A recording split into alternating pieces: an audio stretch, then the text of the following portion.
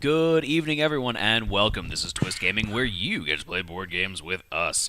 Coming to you live here from Gen Con 2018, bringing you board game coverage all week long. As usual, I'm Matt, and I'm joined here with Chris from Brotherwise Games. How you doing today, Chris? I'm doing well. How are you doing? Fantastic.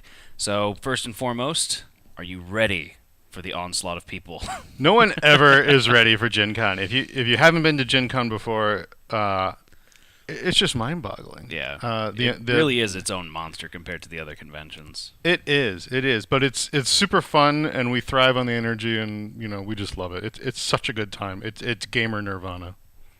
So, Chris, tell me a little bit about Brotherwise Games. Well, we have kind of a fun story.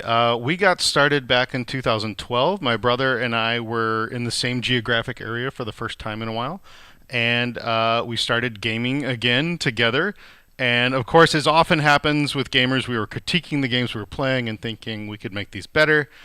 We decided to put our money where our mouth is, and we actually had a bet to see who could make a prototype game the quickest. And I won the bet. There you go. But fortunately, we didn't go with that game. Actually, Johnny, my brother, sort of brought a game out of the closet that he had worked on years ago.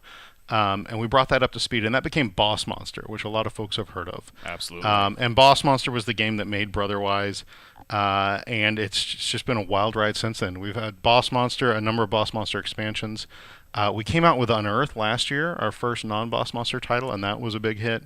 And so this year we're trying something a little different. We're going back to Kickstarter, where it all started for us, with a new game, Back to the Roots, a new game called Call to Adventure. Fantastic, and so that's what you brought for us here today. So I'm going to switch over to the board cam and show it all for everyone.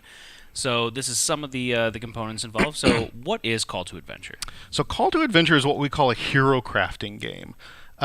It really emerged out of this phenomena which we had as kids, and find that a lot of other gamers had too. We were constantly making Dungeons and Dragons heroes and never playing Dungeons and Dragons.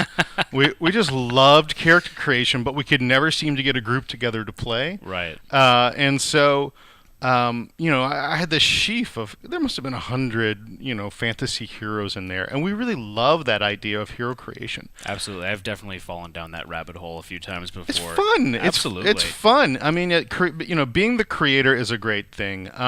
And we also found that, as we grew older, the fantasy fiction that we were interested in started to morph. We started getting in more character-driven fantasy fiction.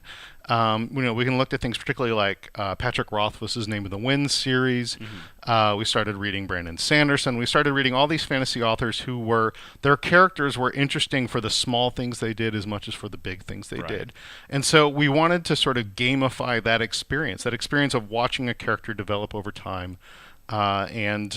This was what we came up with, and so far it's been a lot of fun. It's on Kickstarter right now. Mm-hmm. I think we broke through $270,000 nice. Just today. I've been setting up the booth, so I could be wrong there. I haven't been checking it religiously.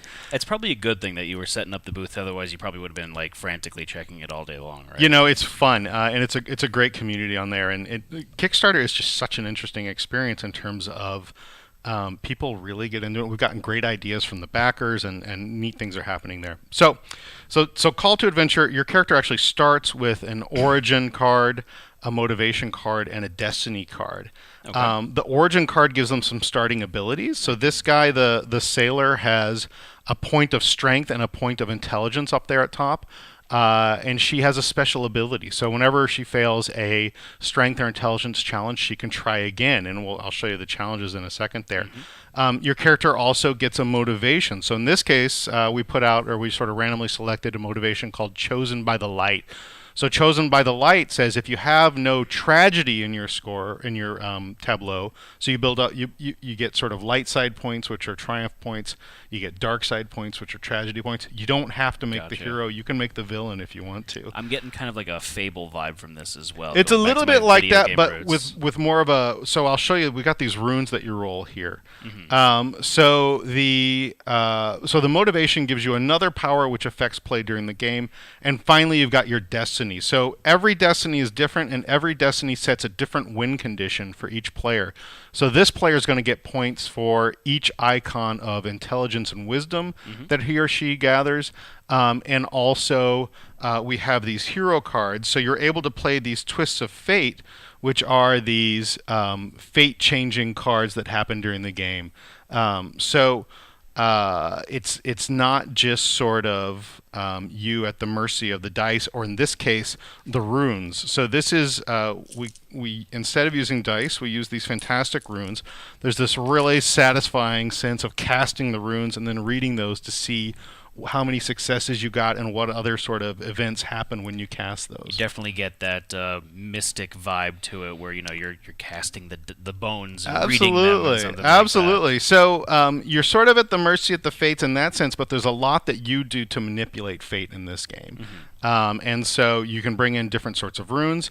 You can push your luck with dark runes. So dark runes, there's a darkness track in this game where it makes using darkness runes makes it a little easier to achieve certain challenges, but also the darker you get, the more limited you get in your choices. Gotcha. There's a lot of different stuff you can do with this.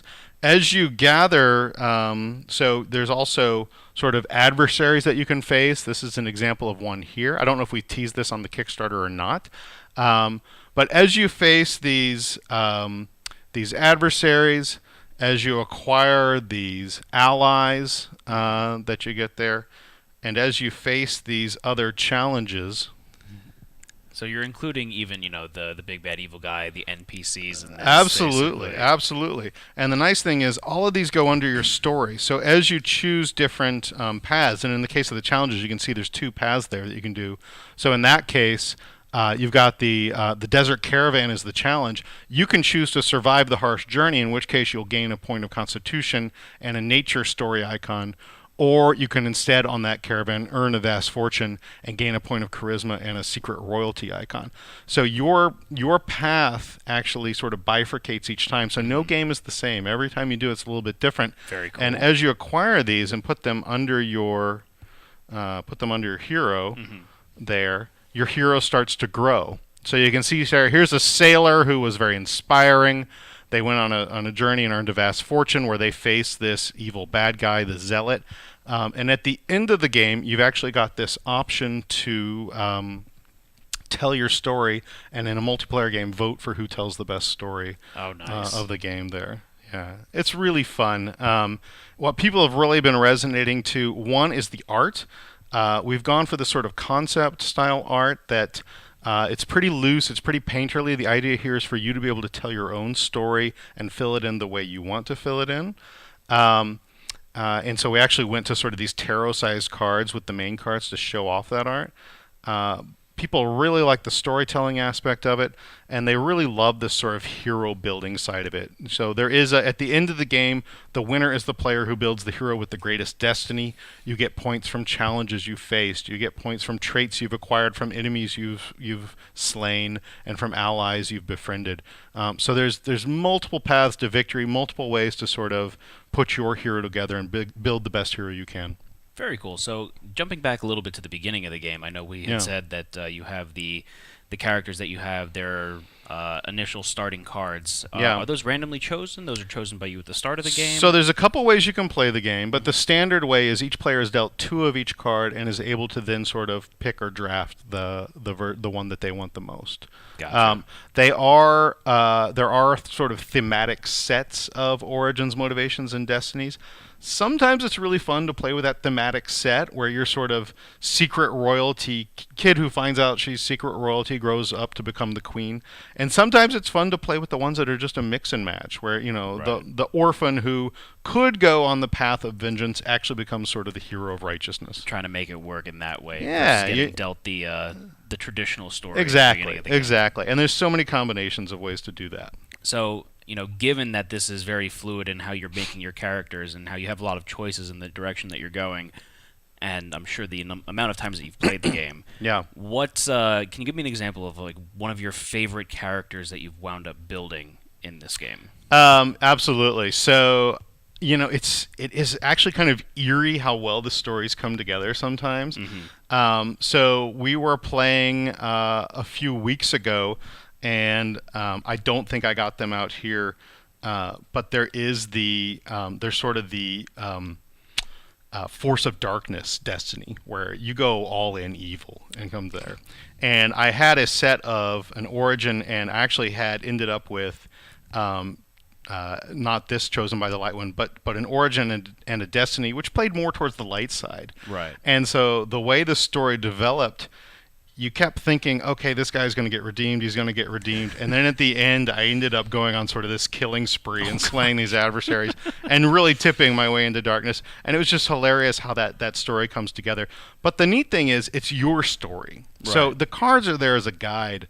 But what we find with folks is that they develop these amazing paths for folks. And if you're not into storytelling games, you don't have to do the storytelling option. You can really focus on what is really essentially an engine building game Right. where you're acquiring more abilities so that you can get better at acquiring other stuff. Absolutely.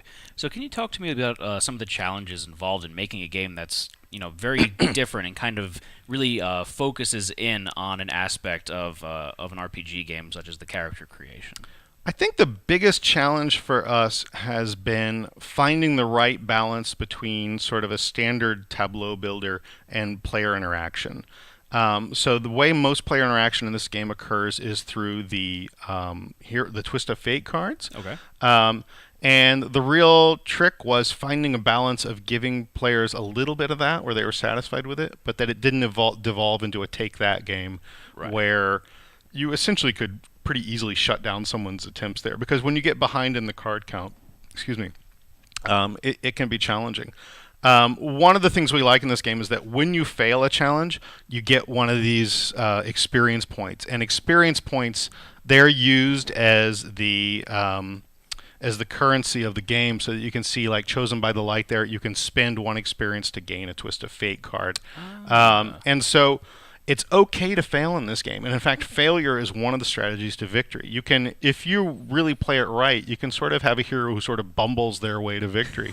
It's not easy. It's really not easy, but it can be a fun way to do it. So we've introduced a couple elements here that are meant to give a little bit of cross-table play without disrupting sort of the strategic approach that people take to the game. Hmm.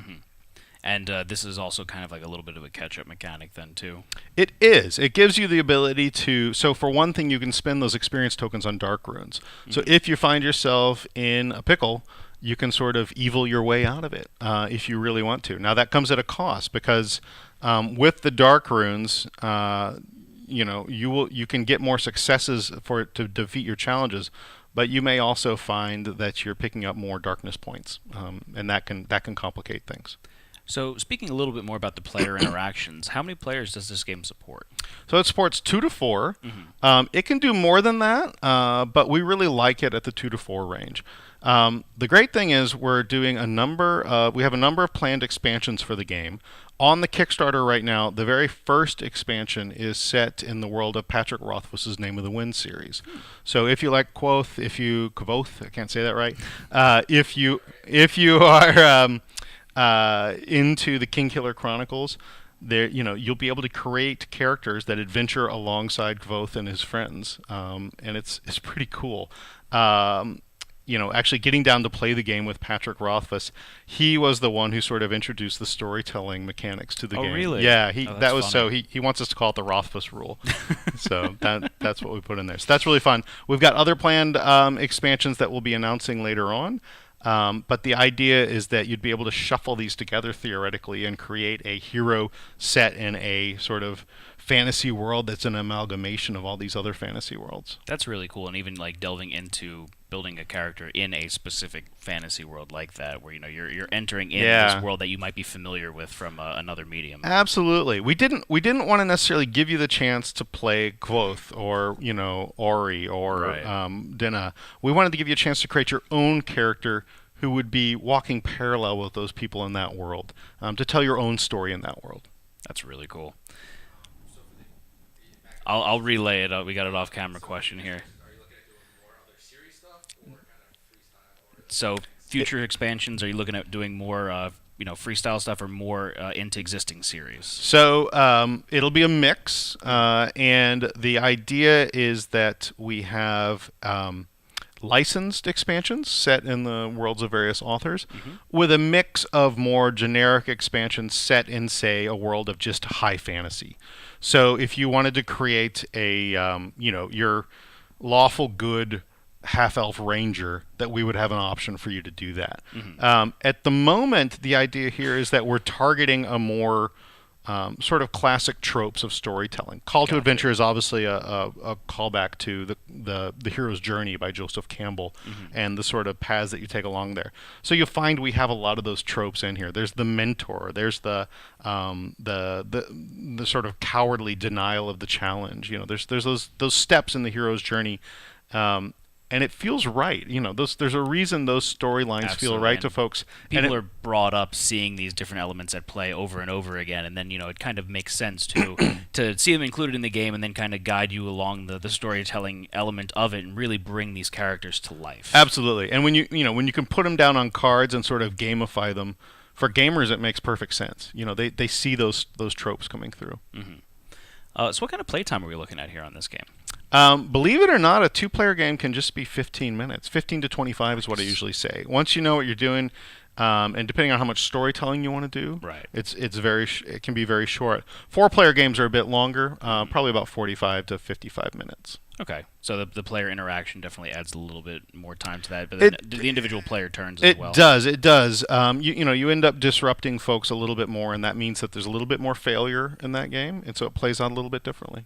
So do you have any other stretch goals set up during the Kickstarter that you have in line, or? We do. So we've unlocked, I should say the backers have unlocked some player boards. We've got a beautiful player mat there for folks to check out.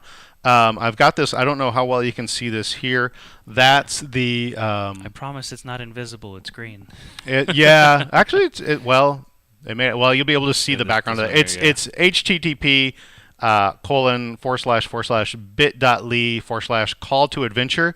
Not, as my booth boss pointed out today, Call Toadventure. Which I actually kind of love. I just saw that too. That's so Call funny. Toadventure, and we'll get you set up. No. We've got new playmats. We've got new art that's in there now. We've got new card types. There's a solo mode where you can play against one of the adversaries. It's a perfect solo mode game. I was going to say that, this game really screams like a solo mode would be really does. Nice to incorporate. It's fun. So instead of playing against another player, it's you against, say, the Zealot, but the Zealot has a unique card which gives them a set of solo abilities. So it's like an AI style then for the it is. It does. It is. Well, it's a little bit more of a countdown timer style. Okay. But with similar sort of AI. The Zealot does this when you do this. Gotcha. Absolutely. Very cool. I got to say, just pointing back this out again, the box art's really beautiful, and I love the way you did the good evil split on there. Yeah. I like that a lot. We're pretty happy with the boxes. They're gorgeous. Yeah. So for those of you that are familiar with the Name of the Wind series, that's the Cathay up there on the invisible tree with my face in it. That's the Cathay. You can just go to the Kickstarter and you'll see that art. Just a lot easier to see. Very cool. So how much longer are you guys on Kickstarter with this game? We're doing a short Kickstarter. We wanted to do something which gave backers a chance to sort of impact the final quality of the game. But we didn't want to necessarily disrupt sort of our distribution and retail partners too much. So there's only 11 days left, and we just started last week. So it's a short Kickstarter. So don't waste any time. Don't waste any time. But we'll be showing it off at booth 1639. So if you're here at the con, come by booth 1639. We'll be selling the newest Boss Monster expansion, Rise of the Mini Bosses. That's worth getting. It's really fun. It introduces a whole new set of cards to the game. Obviously, the mini bosses.